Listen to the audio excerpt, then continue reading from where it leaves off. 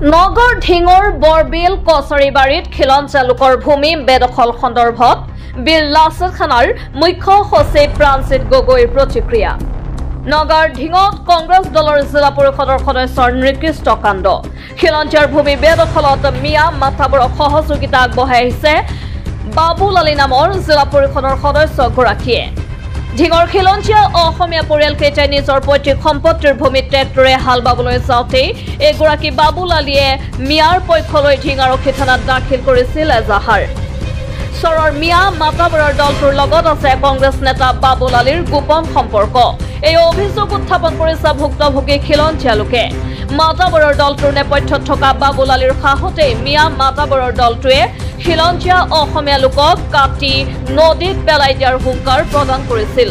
ভুক্তভোগীৰ ভয়ংকৰ অভিযোগ, মাতাবৰৰ দলটোৰ মূল মাষ্টাৰ মাইণ্ড আজাদ আলীৰ ঘৰত ৰাখিছে পেট্ৰল, ডিজেল আৰু চোকা অস্ত্ৰ।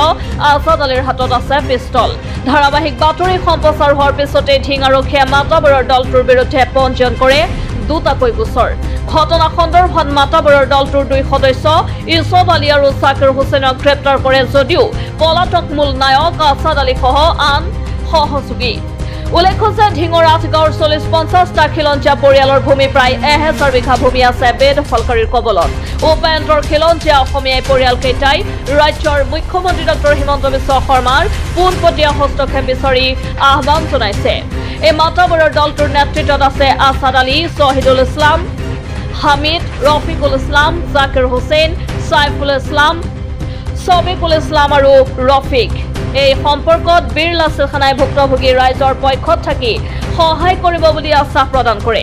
লগতে চৰকাৰ প্ৰশাসনক শীঘ্ৰে বেদখলকাৰীক উচ্ছেদ কৰিবলৈ আহ্বান জনায়।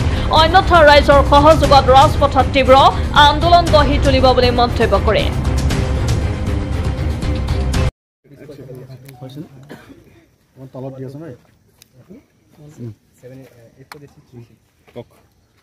মহাপুৰুষ শ্ৰীমন্ত শংকৰদেৱ গুৰুজনাৰ জন্মভূমিত খিলঞ্জীয়া মানুহে দ্বিতীয় শ্ৰেণীৰ নাগৰিকৰ দৰে বসবাস কৰিবলগীয়া হৈছে।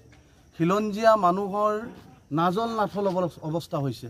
আজি আমি ইয়াত আহি যিটো অনুভৱ কৰিছোঁ, ইয়াৰ স্থানীয় ৰাইজে যি গা শিহৰিত হোৱা বৰ্ণনা আমাক আগবঢ়াইছে, অতি পৰিতাপৰ বিষয়। এইখন অসম নে এইখন বাংলাদেশ, এই কথাটো কিন্তু ভবাই তুলিছে। আমাক কৈছে যে আমি আপোনালোকৰ লগত সহায় কৰিম।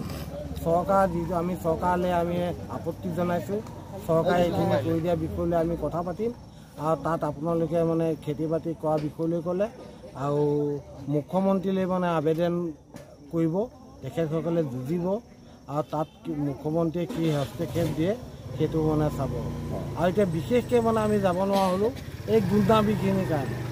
আমাৰ যে অসমীয়াক যে কাটি মাৰি পেলাই নদীত ভচাই দিয়া কথাটো যে ক'লে, সেই কথাটো লৈ পেলাইহে আমি বেছি ভয় খাই আছোঁ। এতিয়া মুখ্যমন্ত্ৰীয়ে এতিয়ালৈকে মানে সেই তাৰাকবিলাক লোৱা নাই। গ্ৰেপ্তাৰ কৰিলে কি হ'ব? সেইকেইজন আচল কেইজন নহয় নহয়। কোন আচল? আচল হ'ল মানে আমি আজি কালি মই এখন লিষ্ট দি থৈ আহিছোঁ অচি ছাৰ, আজিও দিম কি।